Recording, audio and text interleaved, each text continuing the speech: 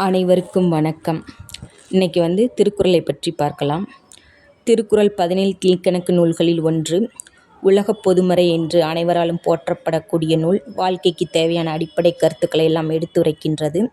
அறத்துப்பால், பொருட்பால், இன்பத்துப்பால் ஆகிய முப்பால்களுடன் 133 அதிகாரங்களையும் 1330 குறட்பாக்களையும் உள்ளடக்கியுள்ளது. அதிகாரம் 104 பொருட்பால் உழவை பற்றி பார்க்கலாம். இதில் ஃபஸ்ட்டு குறள். சுழன்றும் ஏற்பினது உலகம், அதனால் உழந்தும் உழவே தலை.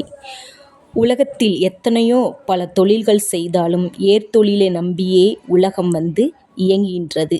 எவ்வளவு துன்பங்கள் நேர்ந்தாலும் ஏர்த்தொழிலே தலையான தொழிலாகும். உழுவார் உலகத்தார்க்கு ஆணி அஃது ஆற்றாது எழுவாரை எல்லாம் பொறுத்து. உழவு தொழில்தான் அனைத்து உயிரினங்களுக்கும் அச்சாணி போன்று திகழக்கூடியது.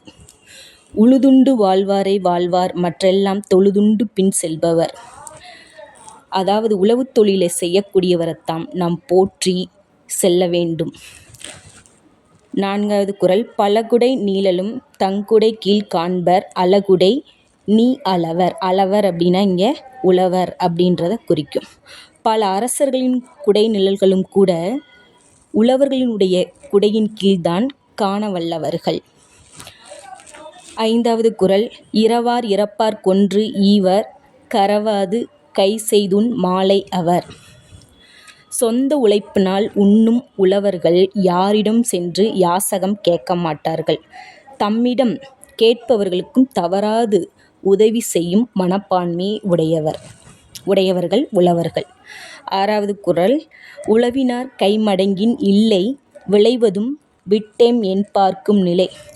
உழவர்களுடைய கை உழைக்கவில்லை என்றால் துறவு வாழ்க்கை கூட அறத்தில் நிலைத்து நிற்க முடியாது இவ்வுலகத்தில்.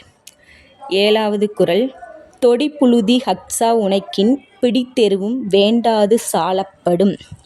ஒரு பழம் எடையுள்ள புழுதியை 1/4 பழம் ஆகும் வரை நல்லா உழுது காய போட்டால் அதற்கு எரு கூட உரம் கூட போட வேண்டிய அவசியம் இல்லை. ஏரினும் நன்றால் எருயிடுதல் கட்டபின், நீரினும் நன்றதன் காப்பு. உழுவதை விட எருயிடுதல் மிகவும் முக்கியம். களை பறித்தலை விட நீர் பாய்ச்சுதல் மிகவும் முக்கியம். நீர் பாய்ச்சுதலை விட அதை அன்றாட போய் பாதுகாக்க வேண்டும். 9வது குறள். செல்லான் கிழவன், கிழவன்தான் தலைவன் உழவன், இருப்பின் நிலம் புலந்து இல்லாளின் ஊடிவிடும். இல்லாள் அப்படின்னா மனைவி. நிலத்தை உடையவன் நாள்தோறும் சென்று நிலத்தை பார்வையிடாவிட்டால் அந்த நிலமானது தன்னுடைய மனைவி எப்படி கோபம் கொள்வாளோ அதுபோல உழவனிடம் செய்யுமா, கோபித்து கொள்ளும். 10வது குறள். இளமென்று அசைய இருப்பாரை காணின், நிலமென்னும் நல்லாள் நகும். நிலம் என்னும் பூமி தாய் நகும், கேலி செய்யும். அதாவது யாதொன்றும் இல்லை என்று சோம்பி கிடப்பாரே, உழவு தொழில் செய்யணும், சோம்பி கிடப்பாரே அவங்களுடைய கையில் போய் நம்ம என்ன செஞ்சிட்டோம், கிடைத்து விட்டோமே அப்படின்னு சொல்லிட்டு அந்த நிலமகள் கூட என்ன செய்வா, வெட்கப்படுவாள். நிலத்தில் உழவு தொழில் செய்தால் அது எப்போதும் என்ன செய்யும், சிரிப்போடு புன்னகைக்கும்.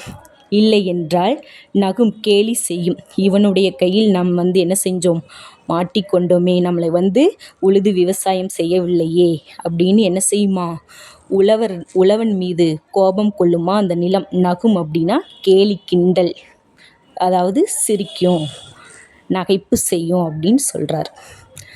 அப்போ முழுக்க இந்த 10 குறட்பாக்களும் உழவு தொழிலினுடைய முக்கியத்துவத்தை கூறுகின்றது. விழுமியம், முயற்சி. அனைவருக்கும் நன்றி.